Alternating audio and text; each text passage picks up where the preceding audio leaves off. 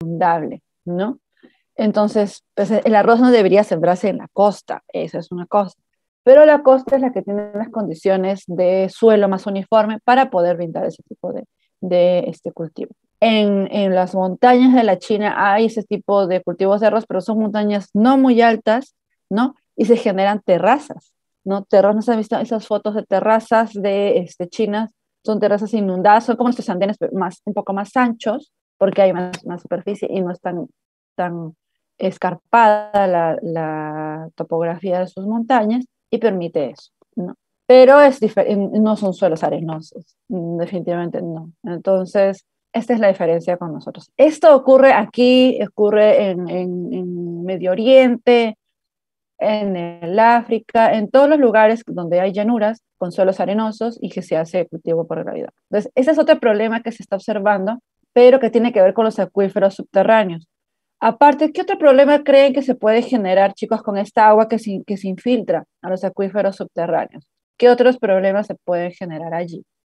A ver, les escucho. ¿Qué cosa se lleva esa agua cuando se va infiltrando?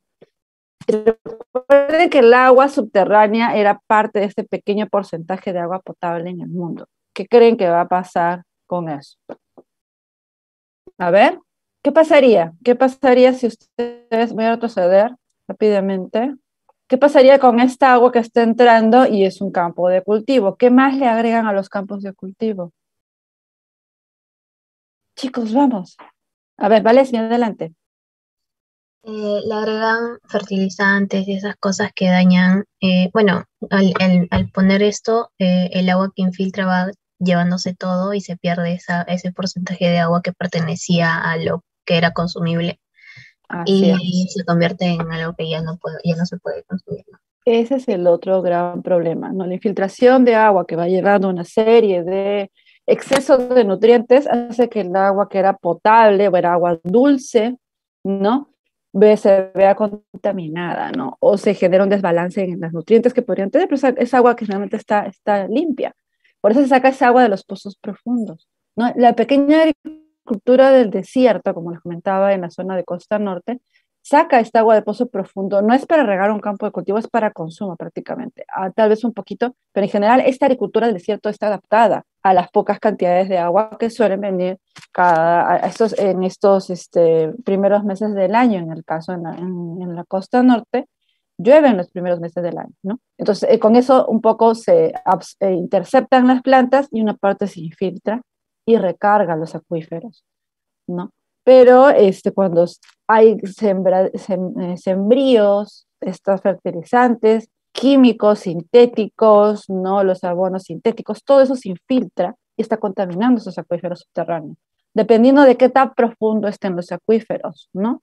Porque hay acuíferos que están a 30, 40 metros. Ahora, con el uso de, un ratito,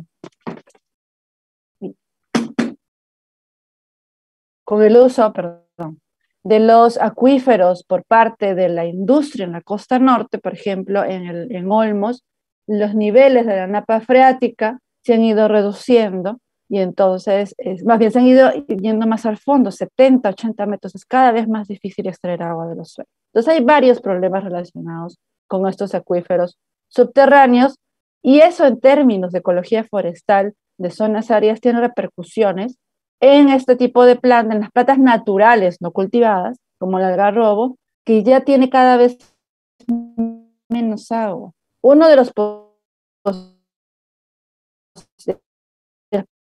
ser la falta de agua o el incremento de la profundidad de los acuíferos subterráneos. No, entonces y esto es parte del ciclo hidrológico. No recuerden que una parte de esta agua que se infiltra debe llegar a los acuíferos subterráneos para recargarlos.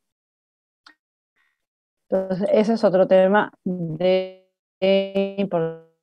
O sea, habiendo visto esto, es importante hablar de este otro concepto. Hemos hablado de lo que es ciclo hidrológico, utilizando los conceptos de manera apropiada, por favor.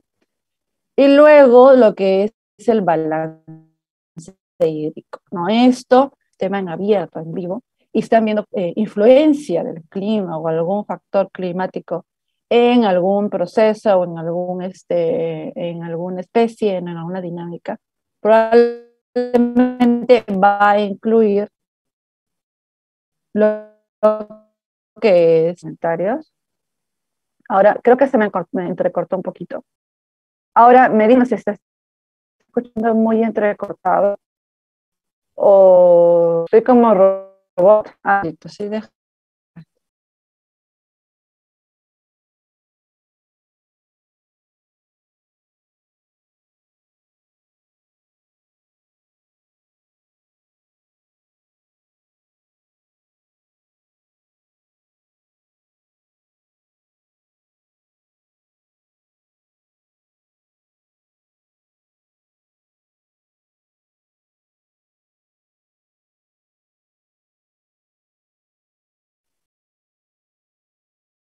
Ya, lo que voy a hacer es quitar mi cámara, chicos. Entonces, para avanzar, si no,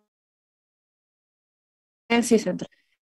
Entonces, el tema del balance hídrico es el otro gran concepto, proceso de términos de agua que deben ustedes empezar a conocer. También lo van a ir viendo en sus cursos de meteoro, de climato, para poder, como decía, presentarlo en el caso de que ustedes hagan sus estudios ya de tesis. ¿Qué cosa es un balance hídrico? ¿No? Es un análisis de lo que son las entradas y salidas de agua en el sistema.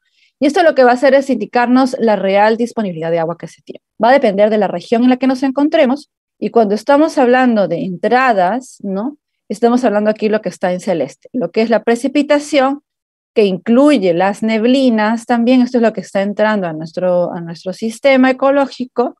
En el caso nuestro, por ejemplo, de la costa sur hasta Trujillo, la presencia de las neblinas es la forma en la que nos llega la precipitación porque no llueve en gran cantidad. Sobre todo Lima es una zona donde no llueve, solamente hay garúa, y la neblina es una forma de precipitación. Las salidas, ¿no? Las salidas son esto que está con las flechas rojas, ¿no? Estos procesos, la evaporación, hemos dicho que es a partir del suelo y de los cuerpos de agua, la transpiración por parte de las plantas y también el agua que escurre, porque es agua que ya no se queda en el sistema, sino que se va de un lado a otro, y la infiltración que va hacia adentro del suelo, ¿no? Entonces, el balance, o sea, la diferencia entre las entradas y las salidas es lo que nos va a determinar qué tipo de clima tengamos, qué tipo de humedad tenemos dentro de un tipo de clima en una parte del mundo, y esto va a determinar la distribución de los organismos en el planeta, ¿no? Entonces, no es lo mismo el balance hídrico, no es el mismo balance hídrico que encontremos en una zona árida, en un desierto, que en un bosque tropical húmedo como este. En esta diferencia entre las entradas y las salidas, ¿dónde creen que donde hay un exceso de agua a lo largo del año, ¿no? Entre lo que llueve y lo que se evapora o transpira, etcétera? ¿En un desierto o en un bosque tropical húmedo como este? ¿Dónde creen que ese balance hídrico será positivo en términos de un exceso, un excedente de agua? ¿En un desierto o en un bosque tropical húmedo? Gustavo, adelante. En un bosque tropical, profesora. En un bosque tropical, efectivamente, porque tenemos, ¿no?, una gran cantidad de precipitación y de neblinas que están contribuyendo a las entradas, ¿no? Hay zonas, por ejemplo, en hay una zona en Madre de Dios que se llama 15.000 aquí en nuestro país, ¿no? Que son 15.000 milímetros, lo que llueve son 15 metros de agua que haya habido alguna vez en la historia de esa zona por los registros meteorológicos, que indica que son zonas de altas precipitaciones, ¿no? Ahora lo que vamos a ver es que en el video de los ríos voladores hay un papel importante de la transpiración, eso lo vamos a hablar en un momento, ¿sí? Que tendría que ver también con una forma particular del ciclo hidrológico en nuestra Amazonía, en la Amazonía aquí, en los bosques tropicales húmedos del continente americano. Entonces lo que vamos a ver en un balance hídrico son gráficas como estas, ¿no?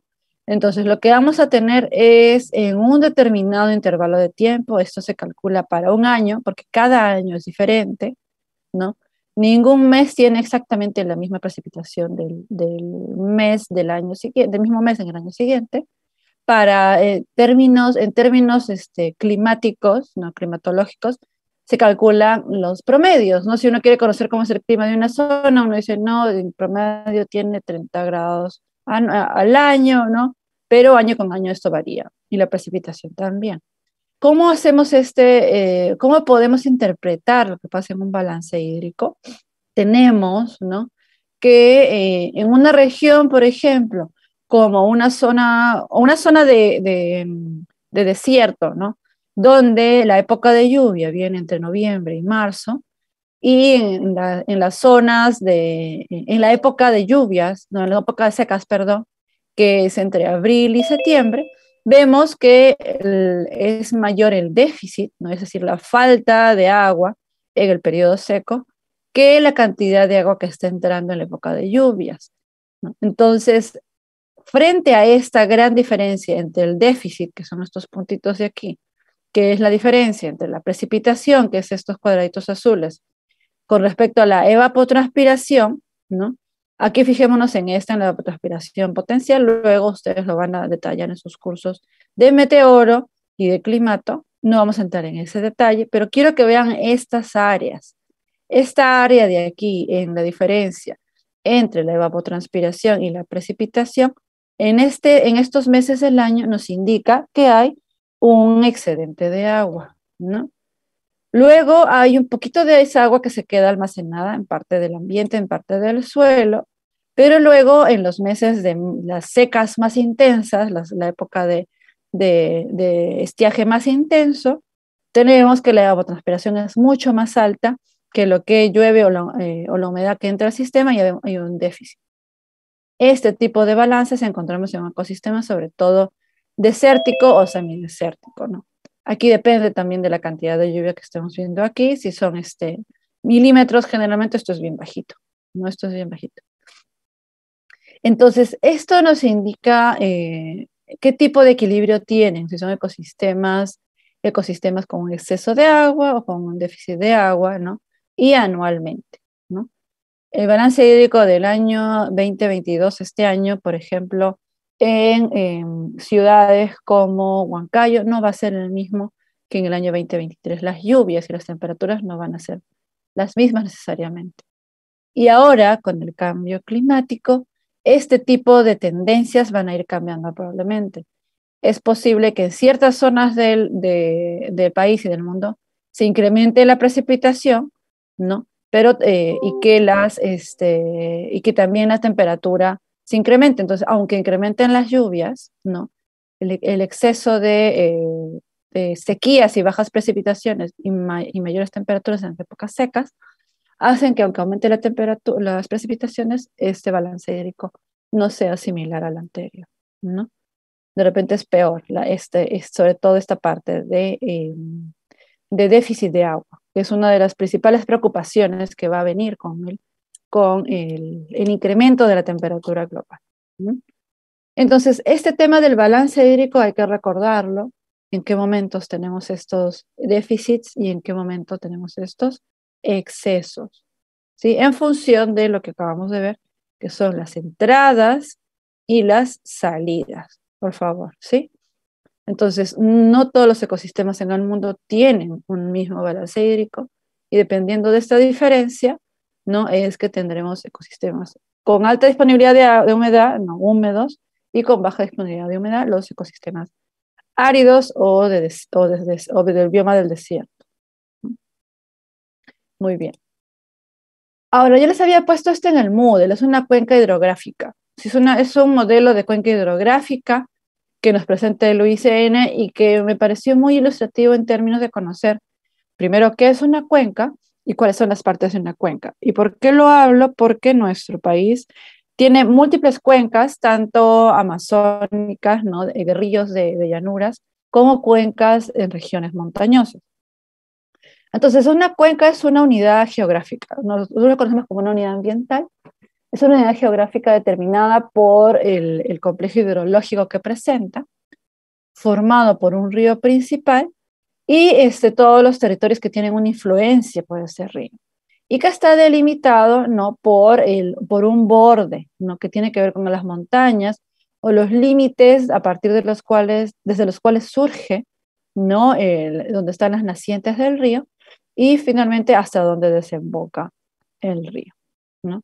Entonces, estas cuencas incluyen áreas y ecosistemas, ¿no? Que están asociados a estos cuerpos de agua, ¿no? Territorios y ríos menores, aguas subterráneas también o acuíferos, hasta las zonas costeras y su influencia en el mar, dependiendo del tipo de cuenca, ¿no? Y también las interacciones que hay en el curso de agua, tanto en cantidad como en calidad. Entonces, veamos un poco de las partes de las cuencas. Esta es una cuenca donde tenemos más bien un perfil altitudinal un poco más pronunciado. Esta parece más una cuenca de tipo amazónica o de una zona de llanura, pero si hablamos de una cuenca de tipo de montañas, ¿no? Como nuestras andinas, es más fácil distinguir lo que es la cuenca alta, que tiene que ver con estas zonas donde hay más pendientes de laderas y donde nace el río. El nacimiento del río puede ser a partir de una laguna, que son recargadas por lluvias o de glaciares, ¿no? O directamente de las lluvias que hacen que nazca el río. La cuenca media, que es más ondulada la fisiografía aquí, hay valles en esta zona, suelen haber valles, y es donde el río empieza a hacer esto, ¿no? Zigzaguea. Y la cuenca baja, que es donde se ubican las tierras más bajas, ¿no? Donde aquí en las partes más altas y medias tiene más velocidad y aquí va perdiendo velocidad. Aquí es donde el agua va arrastrando nutrientes de las partes altas y medias, ¿no? Entonces puede contribuir a formar los llanos, es decir, el suelo que hay en las llanuras puede venir de las partes altas, ¿no? De estos nutrientes que han sido arrastrados por la fuerza del agua, ¿no? Y en la forma de sedimentos. Luego tenemos, si ustedes ven aquí en el dibujo, lo que son los afluentes, los que ayudan a nutrir el río principal, los efluentes, los que salen y pueden generar lagunas, cochas en nuestra Amazonía. Esta es la divisoria de aguas, ¿no? Que indica que son las partes más altas de la cuenca que hacen que el agua baje, ¿no? El agua no baja por aquí, esta es una cuenca. Si hay del otro lado, esta es otra cuenca, ¿sí? Y tenemos también, ¿no? Los aspectos de los acuíferos de aguas subterráneas, ¿no? Como la infiltración desde las partes altas del agua, dejar partes, en todos lados va a haber infiltración. Pero esto va a ser importante porque estos acuíferos se van a ir trasladando también de arriba hacia abajo y en algún momento, como ocurre en la sierra, por ejemplo, nacen los famosos puquios u ojos de agua que le llaman localmente o regionalmente en la parte andina y esos puquios pueden nutrir a la fauna silvestre también domesticada. Eso es muy importante. Entonces, las cuencas son parte de las unidades en las cuales podemos trabajar cómo se dan o analizar cómo se dan estos procesos del ciclo hidrológico. Los cambios que ocurran en las partes altas de las cuencas, sobre todo en términos de vegetación, va a tener influencias en las partes medias y en las partes bajas. Ahora, por ejemplo, si nosotros tenemos una cuenca, ¿no? Muy alta o en zonas de montañas como las templadas, que no son tan elevadas como las nuestras, porque nuestras montañas altas pueden tener más de 5.000 metros, ¿no? Pero en zonas donde la vegetación es boscosa, y es una vegetación entonces que está ayudando a captar humedad, a interceptar, ¿no? ¿Qué pasa si se elimina ese tipo de vegetación en una cuenca que ya tenía originalmente bosques al principio? ¿Qué piensan que va a pasar, chicos? ¿Qué piensan que va a ocurrir si eliminamos los bosques de las partes altas de una cuenca que sí tenía bosques como ecosistema original, natural?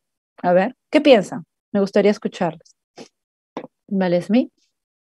El incremento del agua, porque al no interceptarse, creo que podría como que pasar más agua al siguiente. O sea, Así es. más agua. Así es. En términos de hidrología forestal, la presencia de los bosques en zonas donde originalmente había bosques, su eliminación o deforestación hace que esa agua, ¿no? Esa cantidad de agua que no se modificó porque le va a seguir lloviendo lo mismo, va a llegar en mayor cantidad. Va a haber una parte que se filtra, pero al no haber interceptación va a haber un exceso de agua. Ese exceso de agua es el que va a empezar a correr. Y es lo que trae estos famosos, en el caso nuestro, cuando son zonas donde originalmente había bosque y han sido eliminados, trae los famosos huaicos. ¿no? Los famosos huecos. Tienen una relación con tanto la interceptación del agua como en las raíces contribuyen a sujetar suelo. Entonces, el hecho de que no haya bosques y encima tenemos una pendiente pronunciada, aquí el término pendiente, y lo vamos a hablar un ratito más adelante en suelos, una pendiente pronunciada genera entonces un proceso fuerte de erosión de suelos asociado a la gran cantidad de agua que va a venir cuenca abajo y puede traer problemas graves, ¿no? de derrumbes y de desaparición de viviendas como pasa año con año aquí en nuestro país, ¿no? Pero eso tiene que ver en el caso de que tengamos una cantidad importante de bosques en las cuencas altas, ¿no? Originalmente. Ahora, en un sentido diferente, ¿no? Si más bien lo que tenemos en las cuencas altas es pastos, ¿no? Si tenemos pastos con los famosos pastizales que nosotros tenemos, ¿no? De los pajonales que tenemos en las cuencas tan altas, habíamos dicho, ¿no? Son temperaturas muy bajas, ¿no? En esa zona hay mucho frío, lo que crece son pastos. Si nosotros reemplazamos esos pastos en una zona donde originalmente habían pastos y colocamos árboles, ¿qué creen que va a pasar? ¿Qué va a pasar si colocamos árboles en una zona donde antes solamente habían pastos? O los famosos bofedales. ¿Qué creen que va a pasar en ese caso? ¿Pamela? Yo tengo una idea, porque, por ¿Mm? ejemplo, que ponemos más árboles, como que van a captar más agua y como que la disminución del agua que caía va a ser en menor proporción a la que era de antes. Exactamente. ¿No? Ese es uno de los principales problemas y por eso desde hace unos años se habla de tomar precauciones porque los ecólogos forestales han prevenido, ¿no? El ICRAF, que es este Instituto Internacional sobre la Forestería, prendió las alarmas aquí y en otras partes del mundo de evitar transformar las cuencas altas de zonas de montañas muy elevadas como las nuestras, como las andinas, y transformar lo que eran pastizales o matorrales, que a lo mucho tenemos matorrales en ciertas zonas, los tolares, por ejemplo, y reemplazarlos por árboles, porque los árboles interceptan mucha agua, ¿no? Y esos ecosistemas, el balance hídrico está determinado por la presencia de formas de vida más pequeñas, como pastizales o algunos arbustos, que no es lo mismo que poner un árbol enorme. Entonces, poner los famosos pinos o estas araucarias en partes altas, ¿qué va a hacer? Que chupen, digamos coloquialmente, que absorban mayor cantidad de agua y que la cantidad de agua que llegue al final va a ser cada vez menos, ¿no? Entonces, lo que va a llegar a las partes bajas se va a reducir de manera significativa. Y también lo que va a infiltrar, que eso suele ser muy importante en las cuencas andinas, ¿no? La cantidad de agua que va a infiltrar se va a reducir cada vez más y eso impide entonces que los acuíferos subterráneos que en algún momento surgen generen estos ojos de agua que son importantes para esos ecosistemas locales, esos microclimas locales. Entonces, hay que tener mucho cuidado con la forma en que se manejan las cuencas y considerando las condiciones de primera altura, que es importante por la pendiente, la influencia que puede tener en los suelos y el papel de la vegetación. Es fundamental identificar el papel de la vegetación en estos ciclos hidrológicos, ¿no? Entonces es realmente muy agresivo el reemplazar pastizales en una zona donde no habían árboles, no, por árboles, y eso genera un cambio completamente en el ciclo hidrológico de las cuencas. Y de igual manera, en zonas donde habían bosques, poner pastos va a determinar un exceso de agua, ¿no? Y eso genera estos famosos derrumbes e inundaciones tremendas. Entonces, eso es algo que hay que tenerlo también presente cuando uno hace algún tipo de intervención, ya sea por transformar a una actividad productiva o de restauración ecológica, que es donde vienen los grandes problemas. Voy a restaurar, entonces pienso que haciendo una plantación forestal porque es planta verde, voy a solucionar el problema, pero sin considerar el ciclo hidrológico, eso es una barbaridad, ¿no? Entonces hay que tener mucho cuidado siempre con evidencias no científicas y conociendo cómo funcionan estos ecosistemas y el ciclo hidrológico en general para cualquier ecosistema es fundamental. Diego, adelante, ¿tienes una pregunta? Diego, Sí, levantaste la mano. profesora, buenos días. Sí. Buenos días. Hola, buen día, Diego. Disculpe, Adelante. sí. Profesora, con respecto a lo que estaba comentando, lo último, Ajá. eh, que de hecho, pues las plantaciones no son bosques, ¿no? Y bueno, las grandes empresas, Ajá. para apalear ese, digamos, los monocultivos que hacen y bueno, pues los bienes que sacan por esto, venden la imagen de que la plantación ayuda a paliar las afectaciones del bosque, la Ujú. deforestación y eso. Pero en realidad es mucho más complejo eso, porque no le va a devolver su transcurso natural, ¿no? Su ciclo hidrobiológico, su biodiversidad y eso, ¿no? Eso es lo que quería Sí, complementar. y hay que considerar más adelante cuando uno introduce especies exóticas, ¿no? Introducir un pino, no introducir una araucaria. Los pinos traen plagas, eso es un problema, dependiendo de la zona, ¿no? Pero efectivamente, en las extracciones mineras, ¿no? De pronto quieren sembrar verde, ponen algunos árboles, ¿no? Para poder indicar, ya podemos, vamos a reemplazar o tratar de cubrir el relave con algunos árboles, pero finalmente esos árboles van, a pesar de que, bueno, sumándole que ya se gastó mucha agua en el proceso de extracción minera, esos árboles van a extraer, van a interceptar más agua de lo que debería una planta en ese ecosistema hacer, ¿no?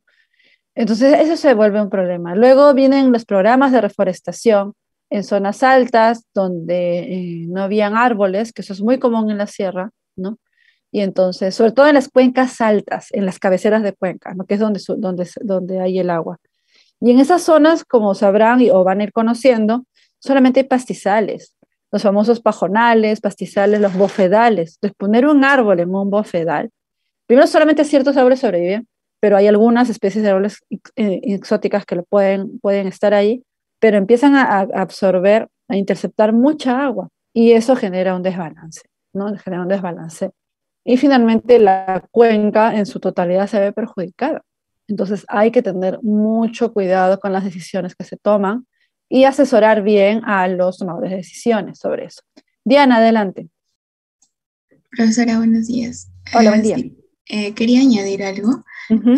Era que justamente lo que se está diciendo al final, que hay muchas empresas o personas que son naturales, pero realizan esa introducción de especies sin saber si realmente se pueden plantar ahí, si realmente es Ujú. su ambiente para que se puedan desarrollar. Entonces, justo como mencionó, yo soy de Cajamarca y mencionó Ajá. de los pinos, ¿no? Y en Ujú. Cajamarca, en la granja Porcón, hay justamente solamente, o sea, en la ida y en el regreso de ese camino está solamente lleno de pinos y no hay otras especies al lugar, alrededor, porque justamente en su ambiente hacen que muchas especies no puedan desarrollarse o crecer ahí, pues, ¿no? Y ese es el problema también, que no, la gente no está informada y simplemente planta pensando de que se va a restaurar, pero en realidad no sabe las consecuencias que podría traer eso, ¿no? Eso. Sí, creo que también hay que ser muy cuidadosos, ya es cierto, con el tema de estas estrategias que han funcionado en términos económicos, porque Porcón se ha vuelto un referente en términos productivos, ¿no? Entonces, por la parte, porque tiene que ver con la parte ganadera, maderera, la parte de hongos, incluso la producción de hongos, pero efectivamente esa es una especie introducida, ¿no? Una especie introducida, pero que era una oportunidad, ¿no? Lo que hay que tener cuidado es que este tipo de experiencia se replica en una escala muy grande que puede generar cambios demasiado fuertes. No sé bien las condiciones de Porcón. ¿Qué altitud es Porcón, Diana? ¿Qué altitud es Porcón? Exactamente no sé, pero lo puedo buscar. ¿Es menos de 3000? Sí, creo que sí. Sí, los pinos no sé qué creo que las araucarias aguantan más, los pinos de repente no tanto. O sea, no es tan alto, ¿no? Puede que las repercusiones en las partes bajas no hayan sido tan fuertes, pero efectivamente esas son plantas que están absorbiendo mucha humedad, en una zona donde puede tener algún tipo de consecuencias. Vale, sí, adelante. Dale, ¿sí? Disculpe, iba a agregar que yo, por ejemplo, soy de Cusco, de la parte de Ujú, Urubamba, de un pueblo, ujú. y esa parte está como a poco menos de 3.800, no, 3.400 creo, del nivel. Alto, ujú, es Ajá, alto. y hay Ujú, pinos y eucaliptos más, que es lo que ujú. justo mi tío me estaba comentando, que el eucalipto no es originario de aquí, o sea, No. de Cusco, y que era algo introducido, y él siempre decía que crecía como mala hierba, ¿no? Porque Ujú. la abundancia de eucalipto es demasiado. Por donde tú vayas hay un montón de eucaliptos, incluso en los montes, en los cerros de Cusco vas a encontrar full eucalipto. Entonces, también pinos. Entonces, creo que también Ese hay. fue, ese tema del eucalipto, gracias por el comentario. Ese tema del eucalipto es un tema bien, bien polémico, ¿no? El eucalipto se introdujo ya hace muchísimo tiempo, no es australiano, es una zona que tiene un ecosistema más o menos árido, no llueve tanto. Entonces, y aparte, absorbe, intercepta mucha agua y elimina unas sustancias en el suelo que no deja crecer otras plantas, es una forma de amensalismo que vamos a ver más adelante. Entonces, este eucalipto, lo que pasa es que ya se ha naturalizado en términos de que se siembra mucho porque el fuste del tronco es derecho y se usa mucho para construcción y también para leña. Porque ya los bosques que habían originalmente en los Andes ya no existen prácticamente, no son relictos. Entonces se requiere madera. Entonces se ha extendido el uso del eucalipto, pero realmente la capacidad de absorber agua es más alta de la que se esperaría, ¿no? Porque demanda mucha agua y el suelo realmente no lo sostiene tanto, ¿no? Pero es verde, entonces hay esta noción antigua de que todo lo verde es bueno, es que lo verde depende de dónde estén, ¿no? Porque en la Amazonía también hay extensiones que han sido deforestadas y han sido reemplazadas o restauradas, ¿no? O se han puesto plantaciones de eucalipto. De hecho, el Brasil tiene las mayores extensiones de bosques de eucalipto de Sudamérica por plantaciones. Y es un problema porque son casi monocultivos, ¿no? Y eso atrae plagas, enfermedades, lo vamos a hablar en comunidades también. Entonces, lo que pasa es que el eucalipto es muy utilizado en la sierra, no le puedes decir a un poblador andino que no use eucalipto porque se utiliza, ¿no? Pero así hay un real problema con términos hidrológicos y de suelos, ¿no? Entonces eso también hay que tenerlo claro. Los pinos de repente no son tan críticos, pero depende de dónde se coloque. Pero el tema es que son especies introducidas. Y un monocultivo atrae plagas, ¿no? Y son plagas a veces que son externas también, entonces no hay controladores biológicos aquí. Y ahí se pueden desencadenar grandes problemas, ¿no? Eso lo vamos a ir hablando en los siguientes capítulos también, ¿sí? Gracias a todos por estos comentarios. Déjenme ver, tenemos creo que justo un caso más para terminar de ver esta parte de agua. Esta parte de agua para mí es clave, ¿no? En general es clave para términos ecosistémicos. Lo que hemos hablado a nivel de cuenca, analicémoslo con este caso y ahí cerramos lo de agua. ¿Qué pasa con un caso como estos? Donde hay un problema de inundaciones en zonas de siembra de cultivos, ¿no? Este tipo de herbáceos, como es la soya, ¿no? Ese es el caso de hace unos años en Argentina, ¿no? En el centro de Argentina, donde miren cómo se inundaron. Fíjense, es una camioneta, ¿sí? Eso es una camioneta completamente cubierta, ¿no? Eso es una zanja, ¿no? O es un río, perdón, pero que estos ríos y las lluvias empezaron a crecer de manera extraordinaria por estas lluvias en un poco más de un mes, ¿no? Llovió el mayor registro en un periodo de 55 años. ¿Qué ha pasado en el caso argentino? Y esto es típico de muchas partes de producto de la agricultura industrial. En el caso argentino, entre el 2001 y el 2014, se perdieron más del 12% de sus áreas de bosques, ¿no? ¿A qué equivale esto? A perder un bosque del tamaño de un campo de fútbol cada minuto. Entonces, en este periodo de tiempo, la tasa de deforestación argentina duplicó la media mundial, ¿sí? El tema de la deforestación y el reemplazo, que esto es otra vez este concepto, los voy a poner para que se los acuerden, que es el cambio de uso de suelo. Esto es un uso de un suelo forestal que es naturalmente forestal pasa a ser suelo agrícola. No es un suelo destinado a agricultura, no naturalmente, no un ecosistema natural, sino que pasa a ser agrícola por los cambios debido a la actividad humana. Entonces, ¿qué creen que pasó con el ciclo hidrológico cuando reemplazaron el bosque por la soya, chicos? ¿Qué pasó? Lo hemos hablado en el caso de las cuencas. ¿Qué creen que pasó? ¿Por qué se dieron las inundaciones? María. Buenos días, profesora. Sí, Hola.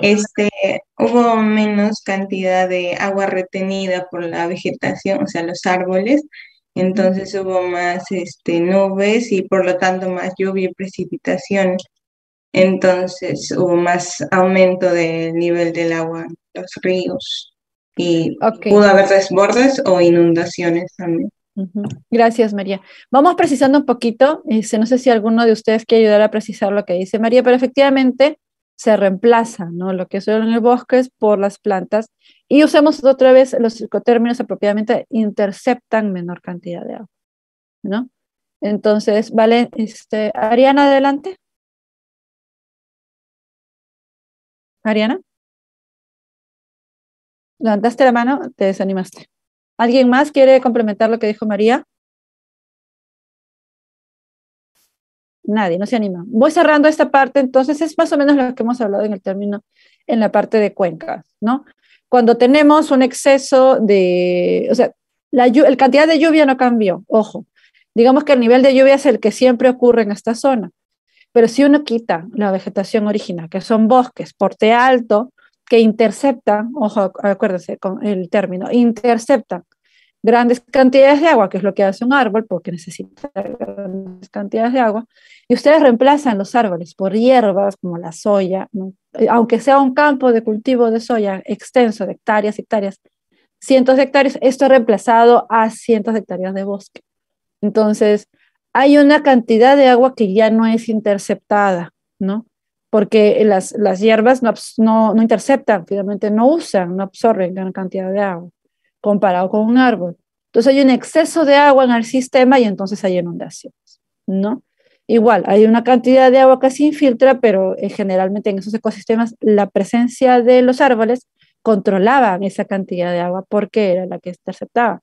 Eso es lo que ocurre aquí, ocurre en la costa norte, en Piura, con cada evento del Niño, ¿sí? Las grandes inundaciones. Gustavo, adelante. Profesora, más bien quisiera resolver una duda. Intercepción se refiere a que la vegetación capta el agua por las raíces, ¿no? Y la En absorción general, hojas, raíces, a las hojas ¿no? también La forma en que van a absorber el agua del ambiente. y la Intercepción o absorción intersección o interceptación. y Interceptan la, agua y la absorben, ¿no? Es el proceso que finalmente van a hacer porque la van a absorber. Pero en ciclo hidrológico estamos usando interceptación o intersección, ¿sí? ya, ok. Gracias, profesora. Usemos esos términos cuando hablemos de ciclo hidrológico. Pero entonces queda claro, ¿no? Hay demasiada agua, no hay árboles, entonces hay agua disponible, entonces se inunda. En la costa norte, cuando viene el Niño, las zonas más afectadas son las zonas de cultivo, porque en el campo los pobladores de Chulucanas y de diferentes zonas están felices con que llueva porque luego viene la hierba, los algarrobos se ponen más bonitos, hay mayor producción de algarroba, pero los grandes productores de páprica y estos, se les inunda todo porque no hay bosque que contribuya a controlar. Entonces, la presencia de bosque, una agricultura que combine, ¿no?, la presencia de bosques con campos de cultivo sería lo ideal. Eso ya hay evidencia de aquí a allá y en todos lados hace años y no se hace, ¿no? Entonces, la transformación de los ecosistemas de un suelo de aptitud forestal a un suelo agrícola genera estos problemas en términos hidrológicos, ¿no? Y eso también hay que tenerlo presente porque está generando consecuencias muy, muy grandes.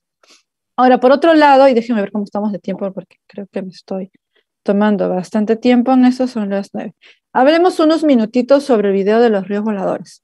Sí, quisiera que me comentaran sus impresiones rápidamente para poder cerrar este capítulo, que todavía nos falta regular, y continuar con el capítulo 3. ¿Qué impresiones han tenido de los ríos voladores, chicos? ¿Llegaron a ver el video? Es un poco largo, o si vieron una parte, me gustaría escucharles, ¿sí? ¿Alguno? Vamos a tener 5 intervenciones nada más para poder continuar, ¿sí? A ver, tengo en mi lista Pamela, vamos a pasar a Coraima porque Coraima todavía no ha participado y tú ya has tenido buenas participaciones el día de hoy. Si nos permites, pasamos con Coraima. ¿Está bien? Coraima.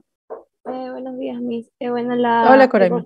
la evapotranspiración es mayor en la selva que en el mar, ya que en la selva hay demasiada vegetación, pero por la deforestación y por los abundantes incendios que ha habido estos últimos años, ha ido disminuyendo la humedad de la selva, ya que la vegetación ha ido menorando.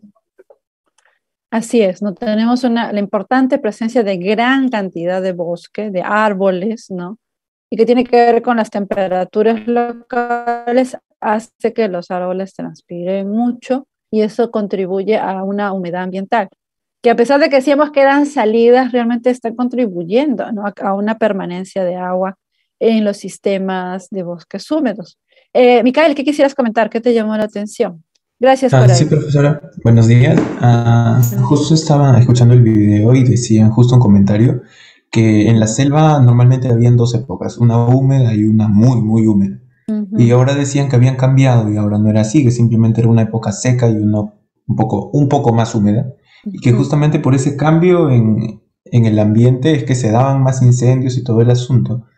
Y también había una estación meteorológica, si bien recuerdo, en una parte de Selva Virgen, y ellos inclusive en esos lugares decían que llegaba hasta ahí la contaminación por los incendios y que era algo muy extraño, porque en teoría no debería, se debería filtrar por algún momento.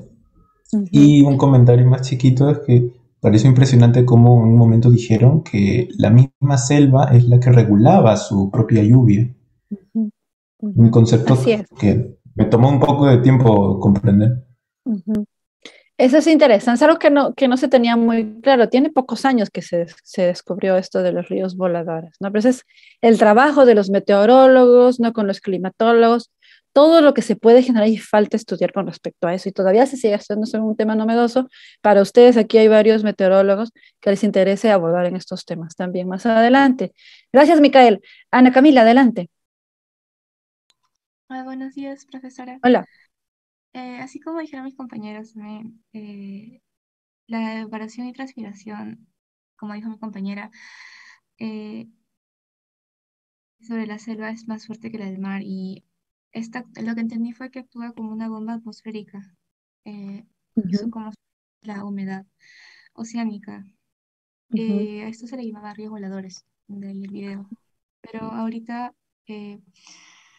se ha degradado bastante la sabana por la deforestación, los incendios y el cambio climático. Creo que ha afectado bastante este proceso. Antes la selva como dijo uno de los investigadores, más o menos en los años 80 se dividía en dos estaciones, la húmeda y la más húmeda, pero ahora ya no es así. Por el calentamiento global, esta se ha secado y, como dijo mi compañera también, produce incendios y la selva puede pasar meses sin lluvia actualmente. Entonces tenemos un problema grave de cambios, por esta otra vez el cambio de uso de suelo, de uso forestal a uso agrícola o ganadero, que ha sido terrible con el gobierno de Bolsonaro, se ha incrementado, ha generado, ya hace unos años, no es de ahorita, ¿no? Pero se ha acelerado en los últimos años, ha generado que iba a haber un incendio en la Amazonía. Los que conozcan o van a conocer todavía las zonas conservadas son zonas muy húmedas, ¿no? Y esa cantidad de árboles grandes, ¿no? Que están bombeando gran cantidad de agua al ambiente, han generado esos ríos. ¿Quién podría comentar? Muchas gracias, Ana Camila. De repente, Milene, comentarnos qué relación tiene estos ríos voladores con lo que pasa más al sur, hacia el Paraná, o si te acuerdas, o hay otra impresión que tengas del video. Milene. Sí, profesora, buenos días. Yo iba a comentarle algo relacionado del INPE, que está en Brasil, que detecta los incendios forestales y la deforestación, y que incluso en Brasil saben que la agricultura es el principal deforestador. Y incluso el ministro dice que sin bosques no se va a poder, o sea, el bosque y la agricultura deberían ir de la mano, ¿no? para que pueda haber una cosecha más sostenible. Y ahí habla de la problemática que las grandes empresas agrícolas no se dan cuenta, o lo saben, pero lo ignoran. Y ese es un punto que es una problemática ya en Brasil. Incluso el ganado vacuno exportan ellos y dañan los bosques. Sí, esa es una problemática que observé en mi video. Efectivamente, es muy crítico, ¿no? Se ve en los niveles de las represas que han disminuido demasiado, ¿no? Críticamente se ve en el video. No hay claridad, o sea, los agroindustriales no tienen, lo que pasa es que es el cortoplacismo otra vez, ¿no? Pensar al corto plazo, los ingresos, y no pensar a mediano y largo plazo qué va a pasar con la disponibilidad de agua para sus cultivos. Y ahí vienen los problemas, ¿no? Un aspecto que quisiera comentar sobre el INPE, el gobierno de Bolsonaro vetó al INPE, ¿no? El mismo gobierno de Bolsonaro lo vetó porque como tenían evidencias científicas del cambio de uso de suelo, del avance de la deforestación, vetaron al INPE. No sé si redujeron presupuesto o sacaron a gente del INPE en estos últimos 2 años, de hecho, ¿no? Porque este video tiene 3 años, 4 años. Entonces es un tema político. Ya no se puede hablar de temas de degradación de ecosistemas sin hablar de política, ¿sí? Finalmente, María, perdón, María, vamos a darle paso a María José, porque María ya participó ahorita, hace un rato. María José, para cerrar con tus participaciones, ¿sí? Y lo que voy a hacer es voy a abrir un foro en el Moodle para que ustedes puedan hacer sus comentarios también sobre el video, porque es un video bastante interesante, ¿les parece? Entonces, María José, contigo cerramos esta parte. Adelante. María José. Si no está María José, pasamos a otro o regresamos.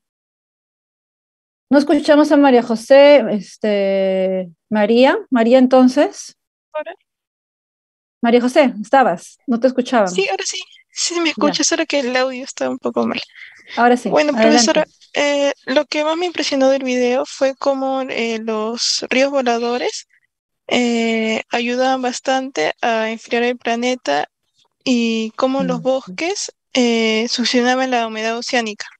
Ese era un dato que yo no conocía, pero me pareció interesante cómo estos de acá se trasladaban y llegaban hasta los Andes, ¿no? De acá del continente.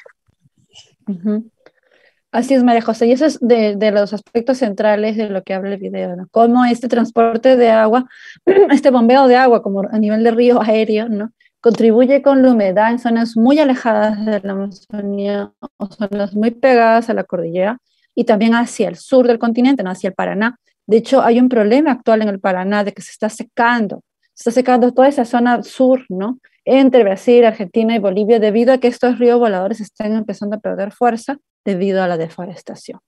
Entonces, este tema del ciclo hidrológico y la relación con respecto a la vegetación se hace muy, muy evidente cuando hablamos de estos grandes pulmones del planeta o grandes bombas de agua, como son los bosques tropicales húmedos. Particularmente importante en el caso de la Amazonía, porque tiene una influencia de los vientos alisios que vienen desde el Atlántico, lo vamos a hablar más adelante, y eso contribuye a recargar la humedad que finalmente estos ríos, ¿no? Que provienen de la transpiración de los árboles, acuérdense, que los árboles transpiran y son una cantidad enorme de árboles, que hace que se lleve el agua y lo transporte a zonas muy, muy alejadas y contribuya con el balance hídrico, ¿no? Las precipitaciones, ¿no? Las recargas de cuerpos de agua en la superficie terrestre.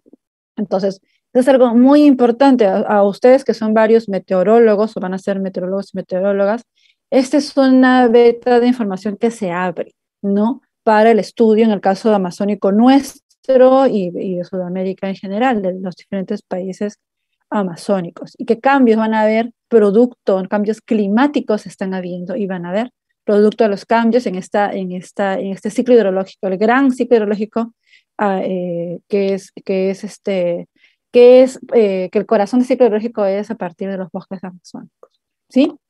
Entonces, me pareció importante que lo vieran para ver también las repercusiones de estos grandes cambios que están habiendo.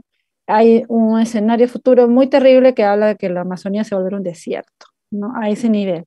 Entonces, o una sabana, como las sabanas africanas del norte y centro de África, ¿no? Entonces, eso es algo que hay que críticamente analizarlo, los ingenieros forestales, futuros forestales que están aquí también en clase, Entonces, toda una temática que tiene que ver con la hidrología forestal, hay toda una línea, tienen ustedes profesores en sus carreras que tratan estos temas de hidrología forestal, ¿sí? Entonces, bueno, espero que les haya parecido interesante e importante abordar esto con estos casos. Muy bien. Ahora, déjenme ver cómo estamos de tiempo. Sí, vamos a avanzar un poquito y hacemos una pausa para descansar. Pero vamos a hablar entonces ahora de lo que es la atmósfera, ¿sí? Todo esto relacionado, hemos hablado de temperatura, luz, hemos hablado de lo que es agua. Todo esto está influenciando, y a su vez la atmósfera influencia lo que encontramos en términos de temperaturas, de luz y de agua, ¿no? En la composición de agua en el planeta. Entonces sabemos que la atmósfera es esta capa, ¿no?, que rodea al planeta, y estos gases se mantienen por acción de la gravedad planetaria, ¿no? Y por eso no se van fuera del planeta Tierra. La composición, no voy a entrar mucho en detalle, pero ustedes tienen aquí las tablas de composición, ¿no?, donde la mayor cantidad de nuestra atmósfera es nitrógeno, oxígeno y otros compuestos del dióxido de carbono. Estas son las composiciones promedios naturales, ¿no? El problema viene cuando, producto de los gases de efecto invernadero emitidos por la actividad humana, estos niveles se incrementan drásticamente. Fíjense las proporciones, ¿no? Aquí hay una gran cantidad de otros compuestos, ¿no? El dióxido de carbono también, y el oxígeno, que lo respiramos, pero no es la mayor parte, ¿sí? Y las proporciones del vapor de agua, que son bajas, pero son importantes, van a variar según nos encontremos en el planeta, y que tiene que ver por la cantidad de luz, temperaturas, etc., ¿no? Esta relación que va a determinar su circulación en el planeta. Y recordar un poquito, ¿no?, de cómo hay una influencia, una relación entre la presión del aire y la densidad del aire, ¿no?, que la presión del aire y la densidad van a descender a medida que se incrementa la altitud. Tenemos una mayor concentración de moléculas de aire en la troposfera, que es donde se da la vida en el planeta, ¿no? Y esta se va reduciendo a medida de que se sube en altitud en la atmósfera, ¿no? Acá tenemos las diferentes capas que tiene la atmósfera. No es una atmósfera homogénea, eso creo que ya todas lo tienen claro, ¿no? Veamos, ¿no?, en la troposfera, alguno de los puntos más altos es el Everest, ¿no? Tenemos el Everest aquí, más o menos 8.000 metros. Ustedes, si quieren, busquen cuánto es el punto más alto del Everest, y vamos viendo cómo la presión va disminuyendo a medida que uno sube en la atmósfera, ¿no? Tenemos aquí en la troposfera, donde se dan los procesos de circulación atmosférica, la formación de nubes, ¿no?, hasta la tropopausa. Luego viene la estratosfera, ¿no? Luego, y vamos a ver que la variación en la temperatura en las diferentes capas no es uniforme tampoco, ¿no? En la troposfera, donde sí se da la vida en el planeta, sí lo que observamos es una reducción significativa de la temperatura a medida que vamos subiendo en nuestra atmósfera hasta la tropopausa. Luego esta temperatura asciende un poco, ¿no?, pero sigue siendo una temperatura baja, ¿no? Y luego se reduce, y aquí en la termósfera, que ya más bien es una influencia muy directa de los vientos solares, esta temperatura se incrementa mucho. Por eso es cuando observamos, ¿no?, y por el roce, ¿no?, entre estos meteoritos, estos fragmentos de meteoritos que van entrando, las vemos como estrellas fugaces que entran incandescentes pasando estas altas temperaturas, y ya más bien llegan aquí hasta finalmente enfriarse, ¿no?, en la mesosfera. Ya no llegan a la estratosfera, o casi no llegan, ¿no? Entonces, la capa de ozono la tenemos aquí en la estratosfera. Entonces, tenemos, ¿no?, en la troposfera se da la vida, ¿no?, que contiene todo el vapor de agua de la atmósfera, está en la troposfera, y contiene el 75% de la masa total, porque tenemos una mayor densidad, debido a que hay hay una mayor presión. Y a medida que se sube, esta presión y la densidad va disminuyendo. Por eso la mayor masa está en la troposfera, ¿no? Y nosotros tenemos más bien en nuestro país esto de la inversión térmica, más bien que hay un espacio, ¿no?, hacia los 1.000 metros, donde se da un incremento, hay como un fragmento, una ventanita donde incrementa la temperatura, y ahí se condensa la humedad ambiental, y por eso se da estas neblinas, ¿no? Y que tenemos un clima particular en buena parte de nuestra costa peruana, no solamente en Lima, en una parte de nuestra costa. Entonces, en el caso de la atmósfera, vamos a ver de lo que es la circulación atmosférica, y vamos a hablar cómo esto va a influenciar la circulación marina, ¿no? La circulación atmosférica tiene que ver con los movimientos de masas de aire, tanto verticales como horizontales, y esto va a dar origen a los patrones globales de circulación atmosférica, ¿no? ¿Por qué circulan los vientos y por qué son diferentes en las diferentes latitudes del planeta? Porque tenemos que la rotación de la Tierra y la curvatura de la Tierra, donde estas latitudes, si uno hace un corte, son círculos por este movimiento circular, ¿no?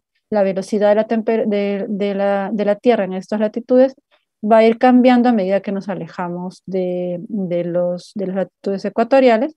No va a ser la misma velocidad en esta latitud de circulación por la circunferencia. Esta circunferencia es más grande, esta es más pequeña, esta es más pequeña, y por esta fuerza que hace circular a la Tierra, los vientos van a rotar en sentido antihorario en el sur y en sentido horario en el norte. Por eso se da esa desviación de los vientos, por la rotación de la Tierra y por esta curvatura, ¿no?, del planeta, que es una esfera, porque si no tuviéramos esta rotación y estas diferentes curvaturas, diferentes circunferencias, estos cortes, los vientos correrían directo desde el centro hasta los polos, ¿no? Pero van cambiando a medida que pasamos las latitudes, ¿no? Las 0, 30 y 60 grados.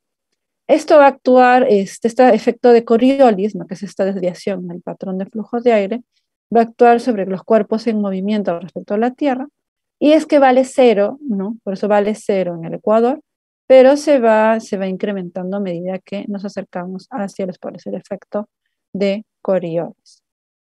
Entonces vamos a tener una diferente rotación, no desviaciones de los vientos, de la circulación atmosférica, dependiendo de dónde nos encontramos. Eso lo vamos a ir viendo a partir de ahora. Vamos a hablar de los movimientos verticales de la atmósfera. Estos son muy importantes, los vamos a ver en 2 mapas también. ¿Qué ocurren estos movimientos verticales? Por diferencias importantes de temperatura en la troposfera a medida que se aumenta en altitud. Y dependiendo de dónde estemos, vamos a ver o anticiclones o ciclones, también conocidos como borrascas o depresión. Los anticiclones son masas de aire frío, son movimiento vertical donde la presión aumenta hacia el centro. Voy a aumentar esto de acá, ¿no? Tenemos aquí un espacio donde tenemos altas presiones hacia el centro de estos anticiclones, entonces lo que hace es contribuir a que masas de aire frío bajen, ¿no? Y en este caso, de altas presiones, el viento va a girar en un sentido horario, y esto que va a hacer que se disipen las nubes en la superficie. Y entonces, lo que vamos a tener, voy a quitar mi cámara un ratito, la red está inestable, lo que vamos a tener al momento de que baja este aire frío, ¿no?, y desciende, es que el tiempo de bajo va a ser un tiempo fresco. Y esos ciclones que llegan con una diferencia de presión también y de humedad, van a empezar a succionar parte de esta humedad del suelo y va a contribuir en ciertas zonas del mundo con lo que son los desiertos, ¿sí? Los anticiclones intervienen con lo que son los desiertos. Si uno lo ve en términos de codificaciones, se suele llamar como representar con letras A o H, ¿sí? En el caso de los ciclones, lo que tenemos que son zonas de bajas presiones y por lo tanto hay menos resistencia a que el aire caliente suba, no son zonas donde son zonas con altas temperaturas, y este aire caliente sube, ¿no?, por esta baja presión, y lo que va a pasar es cuando va subiendo se va enfriando y se va condensando y se van formando estas nubes, ¿no? Las nubes que encontramos en esas zonas tropicales húmedas, y lo que tenemos en la parte baja son aires muy calientes, no es un tiempo que se conoce como más borrascoso, por eso le llama con este nombre, y luego se presenta el tiempo inestable, las famosas lluvias o tormentas tropicales en las zonas, tormentas no solo tropicales, porque también se da fuera de los trópicos, ¿no? Estas zonas de grandes lluvias, en las zonas templadas, incluso tendiendo a polares. Vamos a ver en un ratito. Y entonces tenemos esta formación de grandes nubes y precipitaciones fuertes debajo, tormentas, ¿no?, lluvias. Estas se pueden conocer con la letra B, D o L. Y en este caso, el viento gira en un sentido antihorario. Sí, va a girar en un sentido antihorario. Vamos a ver en un par de mapas que ya vimos lo que son las temperaturas, los cambios de temperatura tan drásticos que ocurrían, ¿no?, entre las temporadas de invierno y verano, en el hemisferio norte y en el hemisferio sur. Vamos a ver qué pasa con los anticiclones y con la formación de depresiones. Fíjense esto, ya hemos hablado en términos de temperatura, que pasaba entre el hemisferio norte y el hemisferio sur. Esto es julio y esto es enero. Fíjense en las grandes diferencias que hay, ¿no? Ya habíamos hablado de los grandes cambios de temperatura que existían en el hemisferio norte, ¿no? Esto a su vez va a contribuir, ¿no?, con los cambios de temperatura, con las diferencias también de presión a nivel continental en las regiones, sobre todo sobre las templadas tropicales, que se intensifican a diferencia de las tropicales del hemisferio sur, y las templadas cuasipolares. Entonces, en estos centros de bajas presiones que aparecen, ¿no?, entre parte del continente africano, ¿no?, el Medio Oriente y Asia y Rusia, se generan las zonas se dan las épocas de grandes lluvias. Entonces, no solamente ocurre en las zonas tropicales, también en zonas templadas y polares. Y acá tenemos pequeños centros de bajas presiones, estos son permanentes, el de las Aleutianas y este de la isla de Islandia, y hay uno que aparece en Norteamérica, entre Estados Unidos y Canadá.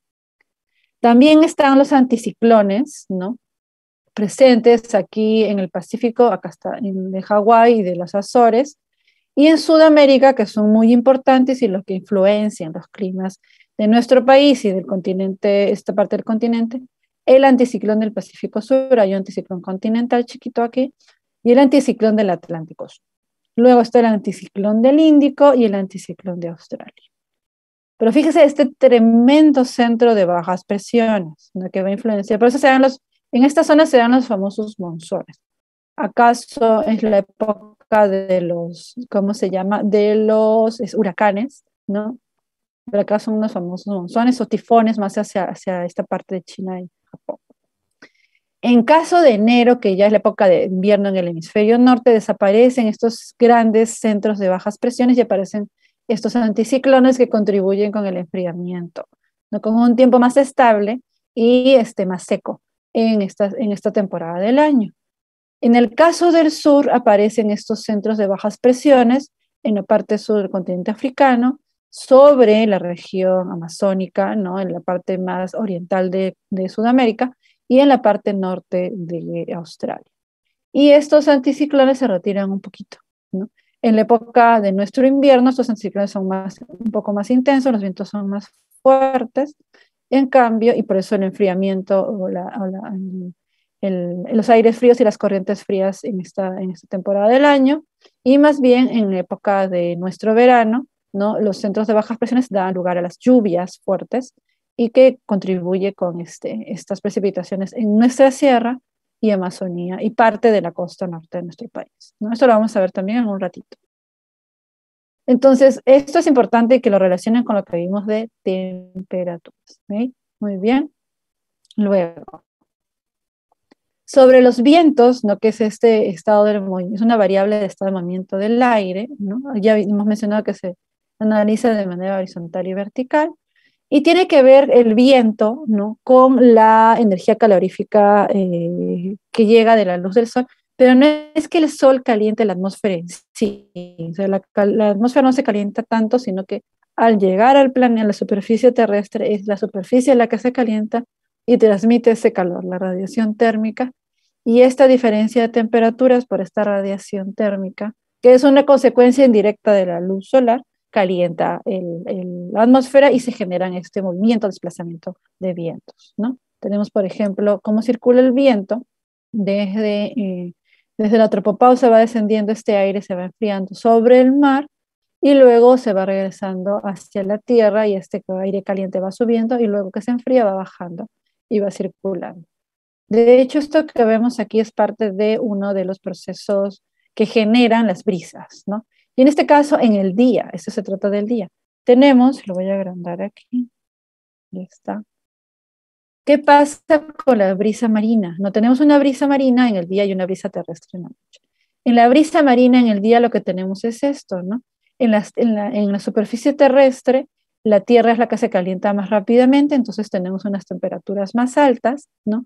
La presión es menor, el aire caliente es más ligero, va subiendo, se va elevando hacia la tropopausa y a medida que va subiendo se enfría y se hace más pesado y se hunde, ¿no?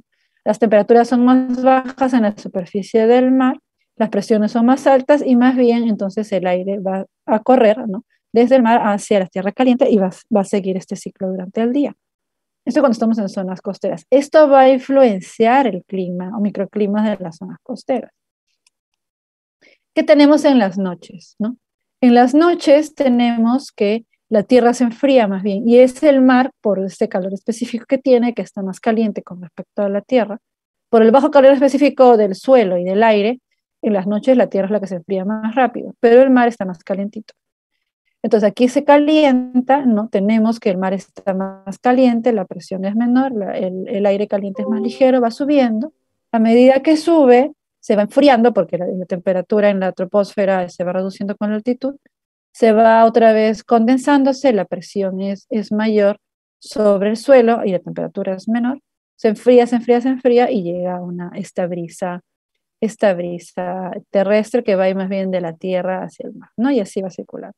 Entonces lo que tenemos es este movimiento de masas de aire, ¿no?, como en la forma de viento, ¿no?, por la diferencia de temperaturas y por acción de movimiento en la atmósfera, en la troposfera, que va a generar un enfriamiento, ¿no? Entonces, esto va a originar que se produzcan intercambios térmicos entre zonas más calientes y frías para que se restablezca el equilibrio. A nivel planetario, el aire caliente se desplaza hacia los polos y el aire frío hacia el ecuador, ¿no? Entonces va a ir circulando para irse enfriando, ¿no?, y luego va a regresar. De esa manera los vientos están circulando. Y eso hace, y es importante, ¿no?, que las masas de aire se nivelen y suavicen el clima de la Tierra. Y esto es la clave para los patrones de circulación general.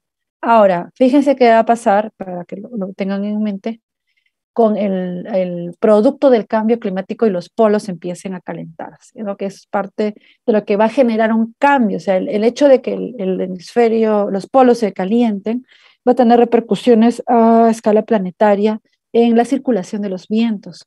Y es algo que todavía falta un poco analizar, y los climatólogos, meteorólogos y climatólogos están en proceso de evaluar, ¿no?, con estas proyecciones o escenarios futuros que se vienen por el cambio en la circulación de los vientos debido al calentamiento de los polos. Eso es otro tema crítico que necesita mucha investigación aún. Muy bien. Y en el tema, ¿no?, de nuestra circulación horizontal de masas de aire, vamos a ver que en términos ecuatoriales, ¿no?, en términos latitudinales, perdón, tenemos cambios en las presiones dependiendo de en qué latitud estemos. El Ecuador es una zona de bajas presiones, ¿no? O sea, en esa latitud es una zona de bajas presiones. Aparte de estas zonas de bajas presiones que hay, que le dan lugar a este movimiento vertical, la latitud 0 es una zona de bajas presiones, la latitud 30 es una zona de altas presiones, la 60 es de bajas presiones y la polar es de altas presiones. Esta diferencia de presiones va a generar un movimiento horizontal de aire. Y también hay balances energéticos dependiendo de las latitudes en que estemos. ¿Se acuerdan de que en las latitudes altas la energía que sale es mayor a la que entra, porque entra muy poca luz en esa zona, ¿no? Y en las latitudes bajas más bien hay una gran cantidad de energía, ¿no? Hay una gran cantidad de energía y excedentes de energía, y por esto se da esta formación de nubes, altas temperaturas, formación de nubes en altitud, ¿no? Y se dan células convectivas. Entonces, estas corrientes hacen que circulen las masas de aire en la superficie, tanto en la superficie como en altura, y se dan estas corrientes de convección. Entonces, las masas de aire, el aire caliente va a ascender en las zonas de bajas presiones hasta llegar a la troposfera. La troposfera no es igual en todos lados, de hecho se va reduciendo en altitud cuando nos acercamos a los polos, ¿no? El aire caliente va a subir y luego va en estas zonas de bajas presiones de 0 grados, Ecuador, se va a ir enfriando y se va a ir desplazando de manera horizontal hacia las zonas de altas presiones, donde va a descender y va a generar aquí un centro de altas presiones, ¿no? En esta circulación se dan estas famosas células, nuestras células de aire que tienen determinado nombre dependiendo de dónde se encuentren. Entre el Ecuador y los 30 grados se llama la célula de Hadley. entre los 60 y los 30 las células de Ferrel. Pero fíjense la orientación aquí, ¿no? Igual es una zona de bajas presiones, asciende el aire, ya hay menor cantidad de energía, por eso estas nubes se dibujan más chicas, ¿no? Porque no hace tanto calor y hay menos energía, 60 grados, ya lo hemos hablado. Ascienden y luego van a circular hacia aquí, hacia la zona de altas presiones, y de esta manera, ¿no? Horizontal y luego baja, ¿no? Y luego horizontal y sube. Y hacia los polos 60, igual de bajas presiones hasta las altas presiones polares, circula de esta manera y tenemos la célula polar, ¿no? Y recuerde que la altitud de la troposfera va disminuyendo a medida que nos alejamos del ecuador. ¿Y qué observamos, no? ¿Qué pasa con la circulación y transporte de energía en los trópicos, que es nuestro caso, ¿no? Porque estamos en zona tropical?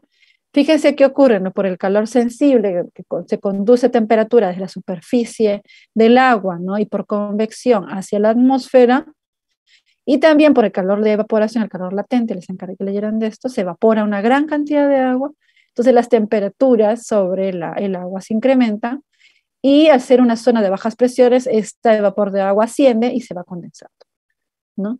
Luego se va enfriando a medida que sube en la atmósfera, ocurre este enfriamiento, ¿no? Y va a empezar a circular el aire y va a bajar a las zonas de bajas presiones, de altas presiones, perdón, no con esto que vimos, y se va a dar que va a ir otra vez, el aire el agua va perdiendo o va emitiendo calor por conducción o convección, pero no tanto por evaporación, sino a los 30, sino más cercanamente hacia cero, se pierde o se da la evaporación, gran cantidad de evaporación, con producto de este calor latente debido a las altas temperaturas, ¿no?